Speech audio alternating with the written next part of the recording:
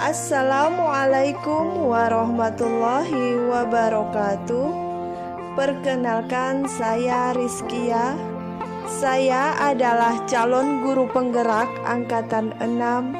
Saya bertugas di SD Negeri 02 Pemahan, Kabupaten Ketapang, Kalimantan Barat.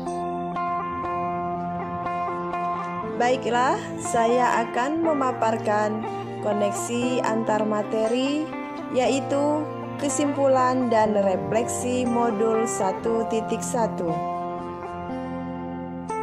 Setelah membahas modul 1.1 tentang pemikiran filosofi Ki Hajar Dewantara, saya menarik beberapa kesimpulan.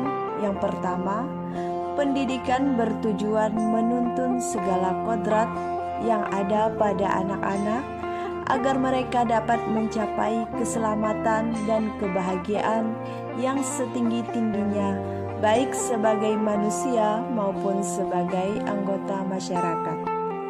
Kemudian, dalam proses menuntun, anak diberi kebebasan, namun pendidik sebagai pamong dalam memberi tuntunan dan arahan agar anak tidak kehilangan arah dan membahayakan dirinya.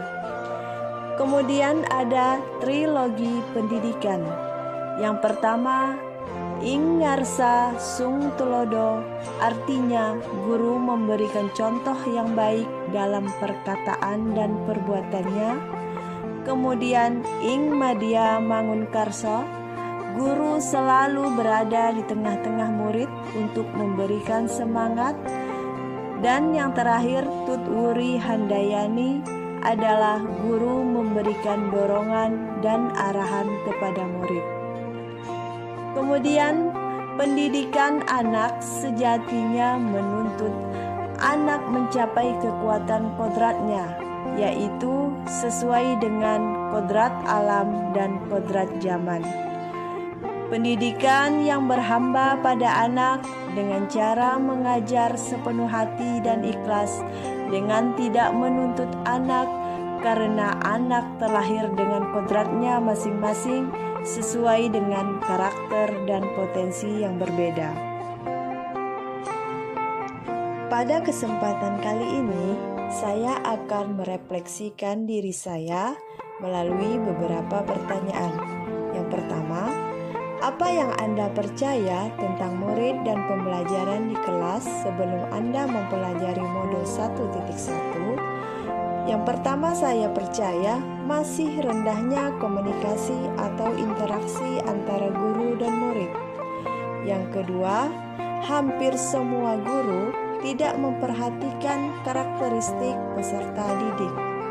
Yang ketiga, pembelajaran di dalam kelas masih berpusat pada guru. Kemudian, hampir semua guru masih mengutamakan kemampuan kognitif. Sedangkan yang terakhir, pembelajaran masih mengejar target kurikulum. Pertanyaan yang kedua, apa yang berubah dari pemikiran atau perilaku Anda setelah mempelajari modul 1.1? Pertama, saya menerapkan pendidikan menuntun. Saya menyadari bahwa sebagai pendidik tidak bisa memaksakan kehendak kita untuk diikuti oleh anak dengan memberikan materi kepada siswa tanpa memperhatikan kemampuan dan bakatnya, sehingga mereka merasa tertekan dalam belajar.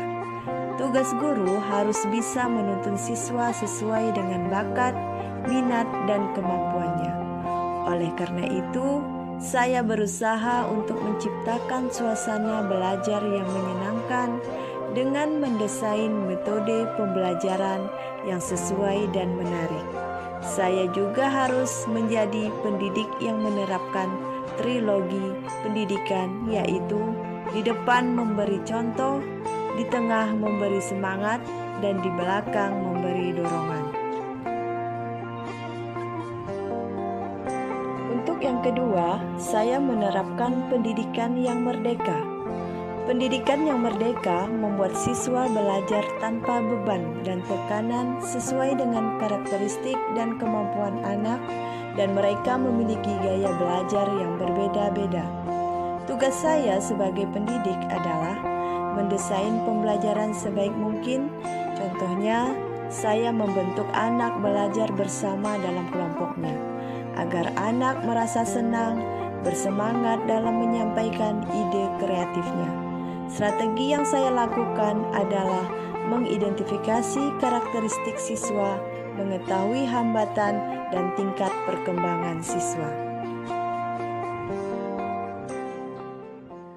Untuk yang ketiga, saya menerapkan pendidikan sesuai kodrat alam dan kodrat zaman. Saya semakin paham dan sadar bahwa setiap anak itu unik. Setiap anak memiliki karakter yang berbeda. Dalam pembelajaran di kelas, saya juga harus memperhatikan kodrat anak yang masih suka bermain. Saya memasukkan unsur permainan dalam pembelajaran agar siswa senang dan tidak mudah bosan.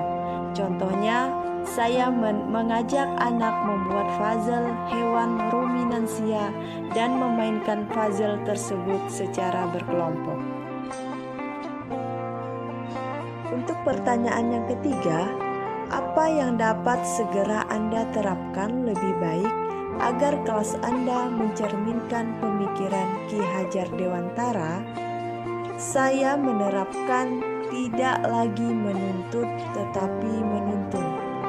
Kemudian, saya merancang pembelajaran yang menarik dan menyenangkan. Ketiga, saya berusaha agar menjadi fasilitator dan motivator bagi siswa.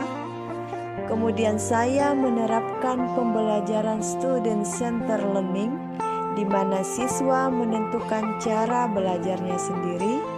Yang terakhir, saya mengidentifikasi karakteristik peserta didik, mulai dari kebiasaan dan minatnya.